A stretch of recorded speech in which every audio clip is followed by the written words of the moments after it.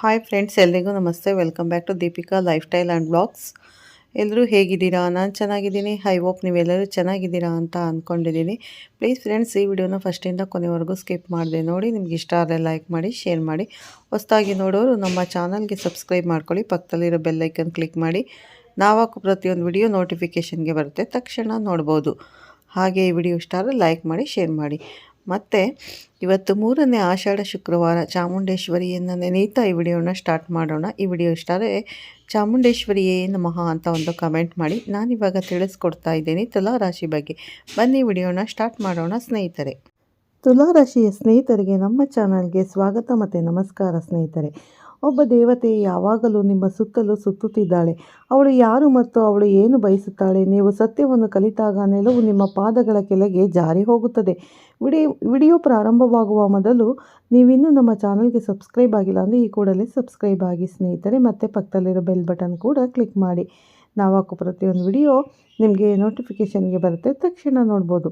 ನಾನಿಂದು ಹೇಳಲಿರುವುದನ್ನು ಸರಳ ಪದಗಳಾಗಿ ತೆಗೆದುಕೊಳ್ಳಬೇಡಿ, ಏಕೆಂದರೆ ಇದು ಕೇವಲ ಭವಿಷ್ಯವಾಣಿಯಲ್ಲ, ಆದರೆ ಅದು ಜೀವನದಲ್ಲಿ ವಿಧಿ ತಿರುವು ಪಡೆಯುವ ಮಹತ್ವದ ತಿರುವಿನ ಸಂಕೇತವಾಗಿದೆ. ಶತ್ರುವಿನ ಹೆಮ್ಮೆ ಮತ್ತು ಛಿದ್ರವಾಗಿದೆ ಮತ್ತು ವಿಧಿಯ ಮುಚ್ಚಿದ ಬಾಗಿಲುಗಳು ತೆರೆಯಲು ಪ್ರಾರಂಭಿಸುತ್ತವೆ. ನನ್ನ ಅನುಭವದ ಆಧಾರದ ಮೇಲೆ, ಗೀತೆಯ ಜ್ಞಾನ, ಗ್ರಹಗಳ ಚಿಹ್ನೆಗಳು ಮತ್ತು ದೇವರ ಅನುಗ್ರಹದ ಆಧಾರದ ಮೇಲೆ ಒಂದು ದೊಡ್ಡ ಶಕ್ತಿ ನಿಮ್ಮ ಜೀವನವನ್ನು ಪ್ರವೇಶಿಸಿದೆ ಎಂದು ನಾನು ಹೇಳುತ್ತಿದ್ದೇನೆ. ಈ ಶಕ್ತಿ ಸಾಮಾನ್ಯ ಶಕ್ತಿಯಲ್ಲ. ಸರಳ, ನೇರ, ನಿಜವಾದ ನಂಬಿಕೆಯುಳ್ಳ ಮತ್ತು ಒಳಗಿನಿಂದ ಮುರಿದವರಿಗೆ ಸಹಾಯ ಮಾಡುವ ಅದೇ ದೈವಿಕ ಶಕ್ತಿ ಇದು. ಆದರೂ ಧರ್ಮವು ತಮ್ಮ ನಂಬಿಕೆಯನ್ನು ತ್ಯಜಿಸಿದವರನ್ನು ಆಶೀರ್ವದಿಸುತ್ತದೆ. ನೀವು ಹೃದಯದಲ್ಲಿ ಶುದ್ಧ ವ್ಯಕ್ತಿ ಎಂದು ನಾನು ಸ್ಪಷ್ಟವಾಗಿ ನೋಡಬಲ್ಲೆ. ನೀವು ಯಾರಿಗೂ ಯಾವುದೇ ಹಾನಿಯನ್ನು ಬಯಸುವುದಿಲ್ಲ. ನೀವು ಯಾರ ಹಕ್ಕುಗಳನ್ನು ಅಸೂಯೆಪಡುವುದಿಲ್ಲ ಮತ್ತು ನಿಮ್ಮ ಸ್ವಂತ ದುಃಖವನ್ನು ಸಹಿಸಿಕೊಂಡ ನಂತರವೂ ನೀವು ಇತರರ ನಗುವುದನ್ನು ನೋಡಲು ಬಯಸುತ್ತೀರಿ. ಅದಕ್ಕಾಗಿಯೇ ದೇವರು ನಿಮ್ಮ ಮೇಲೆ ಕೋಪಗೊಂಡಿಲ್ಲ, ಆದರೆ ಮೌನವಾಗಿ ನಿಮ್ಮನ್ನು ಪರೀಕ್ಷಿಸಿದ್ದಾನೆ. ಕಳೆದ 5 ವರ್ಷಗಳಲ್ಲಿ ನೀವು ಅನುಭವಿಸಿದ ಕಷ್ಟಗಳು ಬಹುಶಃ ಯಾರಿಗೂ ಅಪ್ರತಿಮವಾಗಿದೆ. ಕೆಲವೊಮ್ಮೆ ಆರ್ಥಿಕ ಸಂಕಷ್ಟಗಳು ನಿಮ್ಮನ್ನು ಮುರಿದಿದೆ, ಕೆಲವೊಮ್ಮೆ ನಿಮ್ಮ ಸ್ವಂತ ಜನರ ನಡವಳಿಕೆ, ಕೆಲವೊಮ್ಮೆ ತಪ್ಪಾಗಿ ಕಾಣುವ ವಿಷಯಗಳು, ಕೆಲವೊಮ್ಮೆ ನಿಮ್ಮ ಹೃದಯವು ಯಾವುದೇ ಕಾರಣವಿಲ್ಲದೆ ಉಸಿರುಗಟ್ಟಿಸುತ್ತದೆ. ನಾನು ಇನ್ನು ಮುಂದೆ ಅದನ್ನು ಮಾಡಲು ಸಾಧ್ಯವಿಲ್ಲ, ಬಹುಶಃ ದೇವರು ಕೂಡ ನನ್ನನ್ನು ಕೈಬಿಟ್ಟಿರಬಹುದು ಎಂದು ನೀವು ಭಾವಿಸಿದ ಸಂದರ್ಭಗಳು ಇದ್ದಿರಬಹುದು. ಆದರೆ ಮುಂದಿನ ಕ್ಷಣದಲ್ಲಿ ನೀವು ನಿಮ್ಮ ಕೈಗಳನ್ನು ಮಡಚಿ ನೀವು ದಡಿದ ಯಾವುದೇ ತಪ್ಪುಗಳಿಗೆ ದೇವರನ್ನು ಕ್ಷಮಿಸುವಂತೆ ಕೇಳಿರಬೇಕು. ಮತ್ತು ಇದು ನಿಮ್ಮ ದೊಡ್ಡ ಶಕ್ತಿ. ಮುರಿದಾಗಲೂ ದೇವರೊಂದಿಗಿನ ಸಂಬಂಧವನ್ನು ಮುರಿಯದ ವ್ಯಕ್ತಿಗೆ ಅದು ತುಂಬ ತಡವಾಗಿರಬಹುದು, ಆದರೆ ಕತ್ತಲೆಯಲ್ಲ. ಈಗ ಈ ದೈವಿಕ ಶಕ್ತಿಯು ನಿಮ್ಮ ಜೀವನದಲ್ಲಿ ಕತ್ತಲೆಯಿಂದ ಬೆಳಕಿನಂತೆ ಇಳಿಯುವ ಸಮಯ ಬಂದಿದೆ. ಮುಂದಿನ 24 ಗಂಟೆಗಳು ನಿಮಗೆ ಸಾಮಾನ್ಯವಲ್ಲ. ಜೀವನವು ಹೊರಗಿನಿಂದಿಲ್ಲ, ಒಳಗಿನಿಂದ ಬದಲಾಗುವ ಪ್ರಾರಂಭಿಸುವ ಸಮಯ. ಇದು ಮೊದಲು ಯಶಸ್ಸು ಹಗುರವಾಗುತ್ತದೆ, ನಂತರ ಸಂದರ್ಭ. ಭಯಪಡಬೇಡಿ, ಆದರೆ ಅಜಾಗರೂಕರಾಗಿಯೂ ಇರಬೇಡಿ, ಏಕೆಂದರೆ ನಿಮ್ಮ ಜೀವನದಲ್ಲಿ ಸಂಭವಿಸಲಿರುವ ಘಟನೆಯು ಕಲಿಯುಗದ ಅತ್ಯಂತ ಶುಭ ಘಟನೆಯಾಗಬಹುದು. ನೀವು ಅದನ್ನು ಗುರುತಿಸಿದರೆ ಒಂದು ದೈವಿಕ ಶಕ್ತಿಯು ನಿಮ್ಮನ್ನು ಮೆಚ್ಚಿದೆ. ಆ ಶಕ್ತಿಯು ಕಳೆದ 5 ವರ್ಷಗಳಿಂದ ನಿಮ್ಮನ್ನು ಮತ್ತು ನಿಮ್ಮ ಕುಟುಂಬವನ್ನು ಕಾಯುತ್ತಿದೆ. ನೀವು ಅಳುವಾಗ ಅದು ತಿಳಿದಿತ್ತು, ನಿಮ್ಮ ಮನೆಯಲ್ಲಿ ದುಷ್ಟತನ ಇದ್ದಾಗ ಅದು ನೋಡುತ್ತಿತ್ತು, ಸಾಲದಿಂದಾಗಿ ನೀವು ನಿದ್ರೆ ಕಳೆದುಕೊಂಡಾಗ ಅದು ಮೌನವಾಗಿ ನಿಮ್ಮೊಂದಿಗೆ ಇತ್ತು, ಜನರು ನಿಮ್ಮನ್ನು ಅಪಹಾಸ್ಯ ಮಾಡಿದಾಗ, ನಿಮ್ಮ ಒಳ್ಳೆಯತನವನ್ನು ಕಡಿಮೆ ಅಂದಾಜು ಮಾಡಿದಾಗ, ನಿಮ್ಮ ಕಠಿಣ ಪರಿಶ್ರಮ ಅದರ ಪೂರ್ಣ ಪ್ರತಿಫಲವನ್ನು ನೀಡದಿದ್ದಾಗ, ಆಗಲೂ ಈ ಶಕ್ತಿಯು ನಿಮ್ಮನ್ನು ಬೀಳದಂತೆ ತಡೆಯಿತು. ಈಗ ಅದು ಕೇವಲ ನೋಡುವುದಲ್ಲ, ಈಗ ಅದು ಫಲ ನೀಡಲು ಸಿದ್ಧವಾಗಿದೆ. ಮತ್ತು ದೇವತೆಗಳು ಫಲ ನೀಡಿದಾಗ ಕೇವಲ ಒಂದು ಸಮಸ್ಯೆ ದೂರವಾಗುವುದಿಲ್ಲ, ನಿಮ್ಮ ಇಡೀ ಜೀವನವು ರೂಪಾಂತರಗೊಳ್ಳಲು ಪ್ರಾರಂಭಿಸುತ್ತದೆ. ಈಗ ಎಚ್ಚರಿಕೆಯಿಂದ ಆಲಿಸಿ, ಏಕೆಂದರೆ ಈ ಕ್ಷಣದಲ್ಲಿ ನಿಮ್ಮ ಜೀವನದಲ್ಲಿ 2 ಪ್ರವಾಹಗಳು ಏಕಕಾಲದಲ್ಲಿ ಹರಿಯುತ್ತಿವೆ. ಒಂದು ಕಡೆ ಶುಭಶಕ್ತಿ ಪ್ರವೇಶಿಸಿದೆ, ಮತ್ತೊಂದೆಡೆಗೆ ನಿಮ್ಮನ್ನು ಕೆಟ್ಟದಾಗಿ ಭಾವಿಸಿದವರಿಗೆ, ನಿಮ್ಮ ಅವನತಿಗೆ ಸಂಚು ರೂಪಿಸಿದವರಿಗೆ ಕ್ಷಣಗಣನೆ ಪ್ರಾರಂಭವಾಗಿದೆ. ಅವರು ನಿಮ್ಮ ಕುಟುಂಬದ ಮೇಲೆ ಕೆಟ್ಟ ಕಣ್ಣು ಹಾಕಿದರು, ಅವರು ನಿಮ್ಮ ಪ್ರಗತಿಯನ್ನು ತಡೆಯಲು ಪ್ರಯತ್ನಿಸಿದರು. ಅಂತಹ ಜನರು ಮೇಲ್ನೋಟಕ್ಕೆ ಸಾಮಾನ್ಯರಂತೆ ಕಾಣಿಸಬಹುದು, ಆದರೆ ಅವರು ಒಳಗೆ ನರಳಾಡುತ್ತಾರೆ, ಏಕೆಂದರೆ ದೇವರ ಆಶೀರ್ವಾದವು ಒಬ್ಬ ಉದಾತ್ತ ವ್ಯಕ್ತಿಯ ಮೇಲೆ ಅವನು ಹೇಗೆ ತಪ್ಪಿಸಿಕೊಂಡನು, ಈಗ ಅವನು ಹೇಗೆ ಎದ್ದೇಳುತ್ತಿದ್ದಾನೆ ಎಂದು ಅವನು ಆಶ್ಚರ್ಯಪಡುತ್ತಾನೆ. ನೆನಪಿಡಿ, ಶತ್ರುವಿನ ದೊಡ್ಡ ಸೋಲು ಅವನ ಬೇಟೆ ಕುಸಿಯುವ ಬದಲು ಮೇಲಕ್ಕೆ ಬಂದಾಗ, ಮತ್ತು ಅದು ನಿಮಗೆ ಆಗಲಿದೆ. ಈ ಶಕ್ತಿಯು ನಿಮ್ಮನ್ನು ಶ್ರೀಮಂತರನ್ನಾಗಿ ಮಾಡುತ್ತದೆ ಮತ್ತು ನಿಮ್ಮ ವಿರೋಧಿಗಳ ಹೆಮ್ಮೆಯನ್ನು ಮುರಿಯುತ್ತದೆ. ರಾತ್ರೋರಾತ್ರಿ ಚಿನ್ನದ ಮಳೆ ಬೀಳುತ್ತದೆ ಎಂದು ನಾನು ಹೇಳುತ್ತಿಲ್ಲ, ಆದರೆ ಮುಂದಿನ 24 ಗಂಟೆಗಳಲ್ಲಿ ನಿಮ್ಮ ಹಾದಿಯನ್ನು ಬದಲಾಯಿಸುವ ಒಂದು ಚಿಹ್ನೆ, ಸುದ್ದಿ, ಅವಕಾಶ, ಸಭೆ ಅಥವಾ ನಿರ್ಧಾರ ಹೊರಹೊಮ್ಮಬಹುದು ಎಂದು ನಾನು ಖಂಡಿತವಾಗಿಯೂ ಹೇಳುತ್ತಿದ್ದೇನೆ. ನೀವು ವರ್ಷಗಳಿಂದ ಕನಸು ಕಂಡಿದ್ದ, ಹಂಬಲಿಸುತ್ತಿದ್ದ ಮತ್ತು ದೇವಾಲಯಗಳಲ್ಲಿ ಪ್ರಾರ್ಥಿಸಿದ ವಿಷಯಗಳು ಈಗ ನಿಮ್ಮ ಬಳಿಗೆ ಬರಲು ಸಿದ್ಧವಾಗಿದೆ. ಸಂಪತ್ತಿನ ದೇವತೆಯಾದ ಲಕ್ಷ್ಮೀ ದೇವಿಯು ಚಿಹ್ನೆಯು ನಿಮ್ಮ ಮನೆಗೆ ಬಲವಾಗಿದೆ. ಇದರ ಅರ್ಥ ಕೇವಲ ಹಣವಲ್ಲ, ಇದರ ಅರ್ಥ ಸಮೃದ್ಧಿ, ಪರಿಹಾರ, ಗೌರವ, ನಿಮ್ಮ ಮನೆಯಲ್ಲಿ ಬೆಳಕು, ನಿಮ್ಮ ಆಹಾರದಲ್ಲಿ ತೃಪ್ತಿ, ನಿಮ್ಮ ಮನಸ್ಸಿನಲ್ಲಿ ಶಾಂತಿ ಮತ್ತು ನಿಮ್ಮ ಕೈಯಲ್ಲಿ ಸ್ಥಿರತೆ. ಇಲ್ಲಿಯವರೆಗೆ ಹಣ ಬರುತ್ತದೆ ಆದರೆ ಬಾಳಿಗೆ ಬರುವುದಿಲ್ಲ ಎಂದು ನೀವು ಬಹುಶಃ ಭಾವಿಸಿರಬಹುದು. ನೀವು ಅದನ್ನು ಒಂದು ಕೈಯಿಂದ ಗಳಿಸುತ್ತೀರಿ ಮತ್ತು ಅದು ಇನ್ನೊಂದು ಕೈಯಿಂದ ಹೋಗುತ್ತದೆ. ಕೆಲವೊಮ್ಮೆ ಅನಾರೋಗ್ಯ, ಕೆಲವೊಮ್ಮೆ ಸಾಲ, ಕೆಲವೊಮ್ಮೆ ಮನೆಯ ಅಗತ್ಯಗಳು, ಕೆಲವೊಮ್ಮೆ ಅನಿರೀಕ್ಷಿತ ವೆಚ್ಚಗಳು ಎಲ್ಲವನ್ನೂ ಬರಿದಾಗಿಸುತ್ತದೆ. ಆದರೆ ಈ ಸಮಯ ಕೇವಲ ಗಳಿಕೆಯ ಬಗ್ಗೆ ಅಲ್ಲ, ಸ್ಥಿರತೆಯ ಬಗ್ಗೆ. ನಿಮ್ಮ ಹಿಂದಿನ ತಪ್ಪುಗಳನ್ನು ನೀವು ಪುನರಾವರ್ತಿಸದಿದ್ದರೆ ಈಗ ನಾನು ನಿಮಗೆ ಸ್ಪಷ್ಟವಾಗಿ ಎಚ್ಚರಿಸುತ್ತಿದ್ದೇನೆ. ಮುಂದಿನ 24 ಗಂಟೆಗಳಲ್ಲಿ ಏನೇ ಒಳ್ಳೆಯದು ಸಂಭವಿಸಿದರೂ, ನಿಮಗೆ ಯಾವುದೇ ಲಾಭದ ಸೂಚನೆ ಬಂದರೂ ಅದರ ಬಗ್ಗೆ ಎಲ್ಲರಿಗೂ ಹೇಳಲು ಆತುರಪಡಬೇಡಿ. ಇದು ನಿಮ್ಮ ಸಮಯ. ಗದ್ದಲದಲ್ಲಿ ವ್ಯರ್ಥ ಮಾಡಬೇಡಿ. ನಿಮ್ಮ ಯೋಜನೆಯನ್ನು ಸದ್ದಿಲ್ಲದೆ ಹಿಡಿದುಕೊಳ್ಳಿ. ಅವಕಾಶ ಬಂದಾಗಲೆಲ್ಲ ಮೊದಲು ನಿಮ್ಮ ಮನಸ್ಸಿನಲ್ಲಿ ಶಿವನನ್ನು ಪ್ರಾರ್ಥಿಸಿ, ನಂತರ ಒಬ್ಬಂಟಿಯಾಗಿ ಕುಳಿತು ಯೋಚಿಸಿ. ಹಾಗಾಗಿ ಜನರು ಮಾತನಾಡುವ ಮೂಲಕ ತಮ್ಮ ಹಣೆಬರಹವನ್ನು ಸುಡುತ್ತಾರೆ.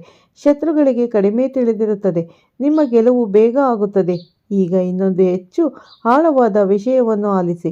ನಿಮ್ಮ ಜೀವನದಲ್ಲಿ ತೊಂದರೆಗಳು ಕೇವಲ ಗ್ರಹಗಳಿಂದ ಉಂಟಾಗುವುದಿಲ್ಲ, ಅವುಗಳಿಗೆ ಮಾನವ ಅಂಶವೂ ಇದೆ.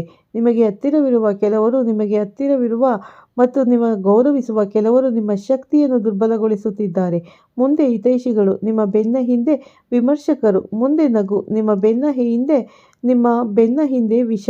ಇದೇ ಜನರು ನಿಮ್ಮ ದೌರ್ಬಲ್ಯಗಳು, ನಿಮ್ಮ ಅಭ್ಯಾಸಗಳು, ನಿಮ್ಮ ಕುಟುಂಬದ ಪರಿಸ್ಥಿತಿ, ನಿಮ್ಮ ಆದಾಯ, ನಿಮ್ಮ ಧೈರ್ಯವನ್ನು ಮೇಲ್ವಿಚಾರಣೆ ಮಾಡುತ್ತಿದ್ದಾರೆ.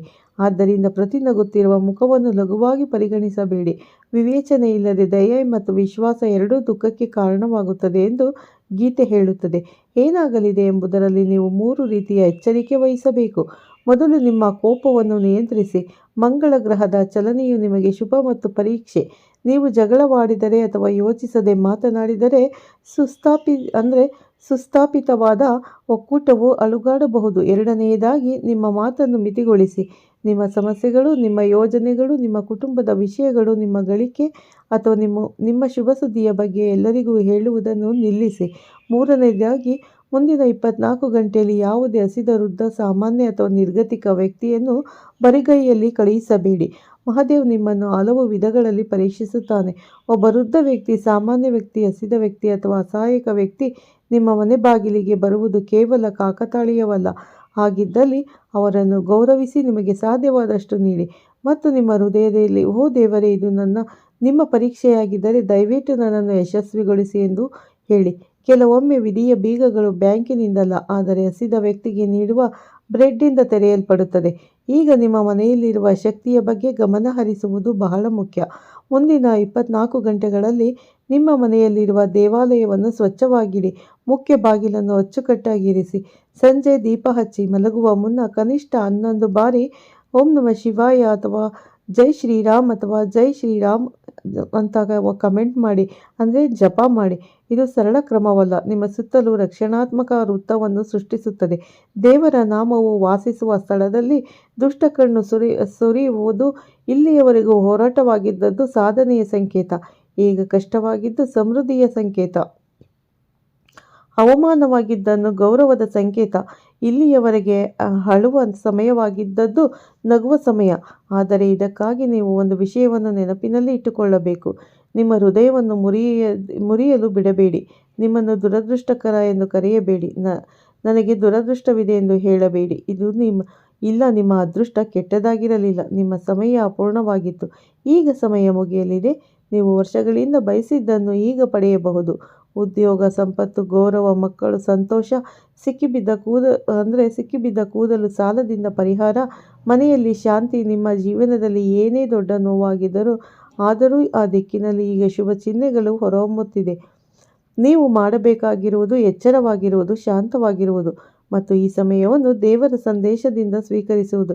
ಈಗ ಈ ವಾಕ್ಯವನ್ನು ನಿಮ್ಮೊಳಗೆ ತುಂಬಿಕೊಳ್ಳಿ.